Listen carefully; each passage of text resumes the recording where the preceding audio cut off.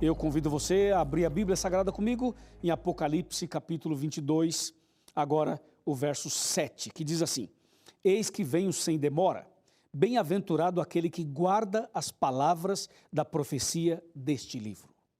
Interessante. Aqui nós temos duas citações importantíssimas. A primeira, Jesus fala assim: eis que venho sem demora. Essa é uma citação importante. A segunda diz assim: bem-aventurado aquele que guarda as palavras da profecia deste livro. Bom, guardar as palavras da profecia desse livro. Como é isso? Bem, a palavra de Deus tem poder. Se você vai para Romanos 1, verso 16, sabe o que está dizendo lá? Romanos 1, vamos lá. Romanos 1, 16. Olha só que texto impressionante esse daqui. Aqui está Romanos capítulo 1, verso 16. Diz assim, aqui está o 16. Pois não me envergonho do evangelho, porque o evangelho é o poder de Deus para a salvação de todo aquele que crê, primeiro do judeu e também do grego. Esse texto diz que o evangelho tem poder. Na verdade, que o evangelho é o poder de Deus para salvar as pessoas. Eu creio nessa palavra e sei que você crê também. Quando a gente lê que a palavra de Deus, o evangelho, é o poder de Deus para salvar, você vai para Gênesis, por exemplo, e você vai ver que em Gênesis, Deus cria todas as coisas com o poder da sua palavra. Ele falava assim: haja luz, e havia luz. Ele disse: produz a terra ervas verdes, e a terra produziu. Ele ia falando e as coisas iam acontecendo. Veja o poder da palavra de Deus, o poder do evangelho. Quando você vai para o Novo Testamento, você descobre o poder da palavra de Deus na vida das pessoas. Jesus veio à terra e Jesus dizia para o paralítico, por exemplo: levanta-te, toma a tua cama e anda. E o paralítico levantava e andava. Jesus dizia para o leproso: fica limpo, e ele ficou limpo. Jesus disse ao cego: vê, e o cego viu. Jesus disse a Lázaro, que estava morto: Lázaro, vem para fora. E o Lázaro veio, ressuscitou. Então veja, a mesma palavra poderosa usada na criação é a mesma palavra poderosa usada na redenção. Agora, observe isso daqui. Observe João capítulo 1, João 1, versículos de 1 a 3. Olha que texto incrível isso daqui. Diz assim: no princípio era o verbo, ou seja, era a palavra. E o verbo, ou a palavra, estava com Deus. E o verbo, ou a palavra, era Deus. Ele estava no princípio com Deus. O verbo, a palavra. Todas as coisas foram feitas por intermédio dele, do verbo, da palavra. Sem ele, sem o verbo, ou a palavra, nada do que foi feito se fez. Veja agora o verso 14, João 1,14. Diz assim: e o verbo se fez carne e habitou entre nós, cheio de graça e de verdade. E vimos a sua glória, glória como do unigênito do Pai. Esse texto mostra que o verbo, ou a palavra, se fez carne. E aí você e eu não duvidamos de que a Bíblia está falando de Jesus. Jesus se fez carne e habitou entre nós. Sabe o que isso quer dizer? Quer dizer que Jesus é o verbo de Deus. Jesus é a palavra de Deus. Lá no começo, quando Deus falou assim: haja luz e houve luz, haja isso e houve isso, significa que Jesus estava na criação, juntamente com o Pai, juntamente com o Espírito Santo. E significa também que quando Jesus veio à Terra, ele era a própria palavra de Deus. Jesus é o próprio evangelho, é o próprio verbo. Quando eu digo assim, eu vou pregar a palavra, eu estou dizendo assim, eu vou falar sobre Jesus. Entendeu? Agora, o texto aqui de João nos faz entender o texto lá de Apocalipse. Lembrando que o Apocalipse também foi escrito por João, o mesmo João aqui. Só que o texto do Apocalipse, ele foca na profecia. Vamos voltar ao texto. Apocalipse 22, versículo 7. Veja: eis que venho sem demora, bem-aventurado aquele que guarda as palavras da profecia desse livro. Deus está nos chamando a entender melhor a palavra dele, especialmente a palavra profética. E a palavra profética, ela tem algo assim a mais. Por quê? Porque a palavra profética fala do que vai acontecer no futuro. Esse é o ponto. E é por isso que queremos focar nesse assunto agora. O texto bíblico diz: bem-aventurado aquele que guarda as palavras da profecia. Em outras palavras, você precisa estudar a profecia. Você precisa gastar tempo estudando as profecias, para que você possa entender o que vai acontecer no futuro. Veja o que diz, por exemplo, Amós capítulo 3. Amós está no Antigo Testamento e nós vamos considerar o capítulo 3 desse livro. Aqui está Amós 3, verso 7. Olha que texto importante. Certamente o Senhor Deus não fará coisa alguma sem primeiro revelar o seu segredo aos seus servos, os profetas. O texto é claro. Deus não fará coisa alguma sem antes revelar o seu segredo aos seus servos, os profetas.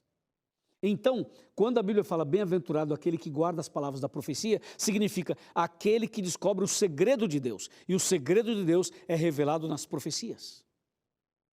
Guardar as profecias significa estudá-las, significa entendê-las, significa conhecê-las.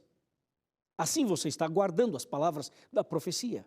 Guardar significa entender e obedecer. E eu agregaria algo mais, e compartilhar com outras pessoas. Você já parou para pensar nas profecias bíblicas? Por exemplo, pega o livro do Apocalipse. O que é que diz Apocalipse 1, capítulo 2 e capítulo 3? Esses 3 primeiros capítulos do Apocalipse, eles mostram as 7 fases do cristianismo. As 7 fases. Os 3 primeiros capítulos tratam disso aí. E quando você vai então para o capítulo 4, capítulo 5, e você vai avançando um pouquinho mais, você vai ver a revelação do trono de Deus, a revelação do céu, praticamente. Quando você vai para o capítulo 7, você encontra Deus protegendo a humanidade e dando um tempo para que as pessoas se arrependam e se convertam. Apocalipse 7, de 1 a 3. Quando você continua no capítulo 7, você tem uma revelação sobre os 144 mil. E aí você vai para o capítulo 8, capítulo 9, e você vai vendo então, não somente as 7 igrejas nos capítulos iniciais, como também os 7 selos e as 7 trombetas, na sequência dos capítulos do Apocalipse. Até você chegar ao capítulo 10, por exemplo. O capítulo 10 do Apocalipse mostra o livrinho aberto, quando Deus diz para João, toma e come, mostrando exatamente a grande decepção que aconteceu em 1844. Quando muitas pessoas esperavam a volta de Cristo e ele não veio e houve uma grande decepção. Mas o mesmo capítulo 10 anuncia que deveríamos continuar pregando a todas as pessoas da terra. Quando você vai para o capítulo 11 de Apocalipse, você descobre uma perseguição à Bíblia. Você descobre uma alusão à Idade Média, uma alusão a uma perseguição às 2 testemunhas. As 2 testemunhas são o Velho e o Novo Testamento. Quando você vai para o capítulo 12 de Apocalipse, você descobre a igreja verdadeira. Você descobre o grande conflito entre o bem e o mal, mas você descobre que ali está a igreja verdadeira. Quando você vai para o capítulo 13, você descobre 2 bestas, ou seja, 2 poderes humanos dirigidos por Satanás, que luta contra o povo de Deus. Quando você vai para o capítulo 16, você vai para o capítulo 14 primeiro, você encontra 3 mensagens angélicas que devemos levar para o mundo inteiro para que as pessoas não adorem a besta, mas adorem o Criador dos céus e da terra. Quando a gente vai para o capítulo 15, Deus começa a mostrar a vitória do povo de Deus.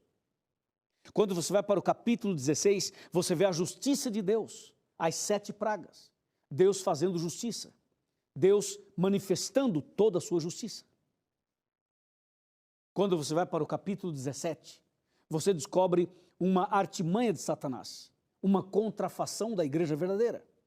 O capítulo 17 é uma tentativa de confrontar ou de confundir o Apocalipse 12. Porque o Apocalipse 12 mostra a igreja verdadeira, enquanto que o capítulo 17 mostra a igreja falsa. A mulher do capítulo 12, que representa a igreja verdadeira, é uma mulher pura e fiel, enquanto que a mulher do capítulo 17, que é a igreja falsa, é uma prostituta. Quando você vai para o capítulo 18, Deus anuncia que o evangelho vai iluminar o mundo inteiro. Aí você vê no capítulo 18 o poder da palavra, o poder da profecia, porque diz que Deus vai fazer um chamado ao mundo inteiro, dizendo, sai dela, povo meu, sai dela, povo meu, sai dela, povo meu. Ou seja, o evangelho vai alcançar toda a terra. É isso que diz o capítulo 18, em resumo. Quando você vai para o capítulo 19, você começa a ver o júbilo no céu. Você começa a entender sobre o verbo de Deus. Esse assunto que eu mencionei de João capítulo 1. O verbo de Deus, o júbilo no céu. Você vai encontrar a grande ceia das bodas do Cordeiro. O capítulo 19 é um chamado de Deus para que as pessoas se entreguem definitivamente e se preparem para a ceia das bodas de Cristo. Impressionante, não é? E quando você vai para o capítulo 20 de Apocalipse, aí você encontra o milênio, uma pausa, 1000 anos de paz, 1000 anos em que esse planeta vai ficar vazio e escuro, 1000 anos onde o povo de Deus vai estar no céu e os ímpios mortos. Quando você vai para o capítulo 21 de Apocalipse, aí você descobre a grande promessa de Deus de um novo céu e de uma nova terra. Deus enxuga as lágrimas, Deus tira a dor, o sofrimento, Deus acaba com o mal. No capítulo 21, Deus anuncia a nova Jerusalém, anuncia o novo céu e a nova terra, anuncia a eternidade para mim e para você. Não é impressionante isso? Quando você vai para o capítulo 22, aí você encontra a descrição da vida eterna, detalhes sobre o novo céu e a nova terra, e quando você vai para o capítulo 22, verso 7, que é o texto que estamos lendo hoje, diz: bem-aventurado e santo, bem-aventuradas as pessoas que guardam as palavras da profecia, porque Jesus vem sem demora. O capítulo 22 termina com a seguinte frase: ora vem, Senhor Jesus, venha logo nos buscar. Eu fiz uma recapitulação rápida dos 22 capítulos do Apocalipse, para você ter uma noção de que a coisa é muito interessante. Por isso, o capítulo 22, verso 7 fala assim: Jesus vem logo, Jesus está voltando. Felizes os que guardam as palavras da profecia. Eu quero convidar você a estudar a profecia. Eu quero convidar você a gastar tempo estudando as profecias apocalípticas. No dia em que você estudar as profecias e começar a entendê-las, sua vida vai mudar. As dúvidas desaparecerão. Você vai entender por que tantas religiões, por que tantas denominações. Você vai entender esse emaranhado de mensagens religiosas na TV, no rádio, na internet o tempo todo. Quanta coisa, é uma Babilônia. Mas para você entender tudo isso e separar o trigo do joio e saber o caminho certo, você precisa conhecer as profecias. As profecias vão abrir seus olhos, sua mente. Você vai conhecer toda a verdade e vai se cumprir na sua vida João 8,32, que diz: e conhecereis a verdade e a verdade vos libertará. Amém. Dá para ter uma ideia do que diz Apocalipse 22, verso 7, não é? Venho sem demora, bem-aventurados os que guardam as palavras da profecia. Uma vez, eu estava conversando com uma pessoa evangélica, uma pessoa cristã, como eu, como você. Só que essa pessoa, ela estava na igreja há muitos anos. Nasceu naquela fé. Só que tem um detalhe. Essa pessoa não sabia quase nada da Bíblia. O que essa pessoa sabia era basicamente: glória a Deus, aleluia, Deus é bom, Ele cura, Ele salva, Ele liberta. Bom, isso daí qualquer um sabe. Mas no diálogo com essa pessoa, eu fiz algumas perguntas a ela. Eu perguntei assim: você sabe o que é o selo de Deus? Não, não sei. E a marca da besta? Não, também não sei. Você já fez um estudo sobre o santuário? Não, ainda não. Você sabe, de acordo com a Bíblia, como vai ser a volta de Cristo nos seus detalhes? Não, não sei. E eu fiz perguntas assim da Bíblia. E eu percebi que esta pessoa não tinha o conhecimento. Cuidado, porque se você não tem o conhecimento, você será facilmente enganado, enganada por qualquer vento de doutrina. Porque nós estamos vivendo um tempo em que as pessoas estão transformando a igreja, a religião, num comércio. Isso é muito sério. Tem muita coisa que acontece nos bastidores que você não sabe. Por exemplo, você sabia que muitas vezes um pastor vende a igreja dele com membro e tudo? Às vezes você é vendido e você não sabe que está sendo vendido. De repente, você recebe a notícia: olha, mudou o ministério. Era o ministério X, agora é o ministério Y. Ah, que legal, trocou o pastor. Às vezes você nem sabe, você foi vendido, meu amigo. Entendeu? O que era o dono antes, ele vendeu. Ele fez uma negociação. Ele vendeu você. O que você acha? Não é o fim da picada? É o fim da picada. Por que eu estou falando isso? Porque Apocalipse 22:7 fala assim: bem-aventurado aquele que guarda as palavras da profecia. Ou seja, estude a Bíblia. Dedique tempo para estudar a Bíblia. Somente assim você não será enganado. Porque muita gente está enganada. Muitas pessoas vão no embalo da música, no embalo das promessas feitas nas igrejas, dos milagres mirabolantes. Muitas pessoas vão nessa onda e esquecem de estudar a Bíblia. Meu amigo e minha amiga, é preciso estudar a Bíblia. Por isso que a bem-aventurança de hoje é: felizes os que guardam as palavras da profecia. Por exemplo, você sabia que tem uma profecia na Bíblia que diz que as igrejas vão se unir contra a verdade? Sabia disso ou não? Você sabia que a Bíblia fala de um ecumenismo diabólico? Um ecumenismo onde as igrejas e religiões estão se unindo, já estão unidas. Só que quando você fala em união, pode passar uma mensagem legal, positiva. Ah, que bom que estão unidos. Porque a união, em tese, é interessante. Mas só é interessante se a união for de acordo com a Bíblia.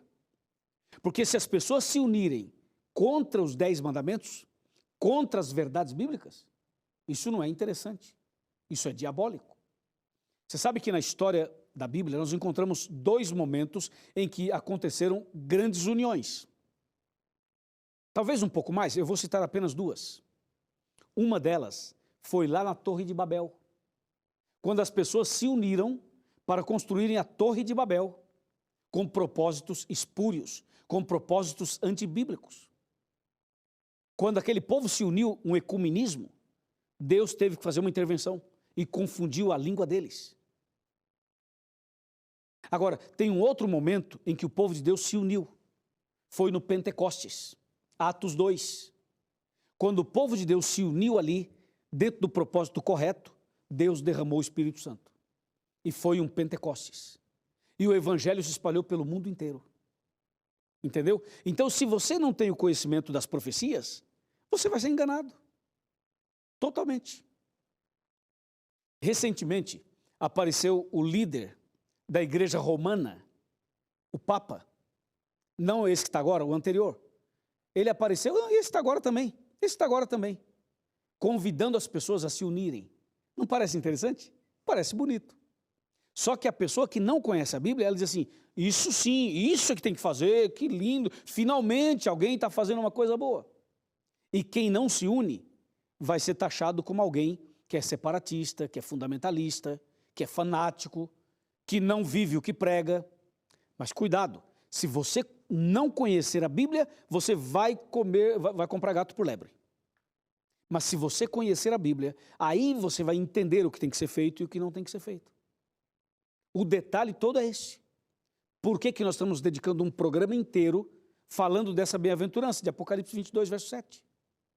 É justamente por isso. E quando você vai para Apocalipse 1, verso 3, sabe o que diz lá? Diz assim: bem-aventurado aquele que lê, que ouve e que obedece, porque o tempo está próximo.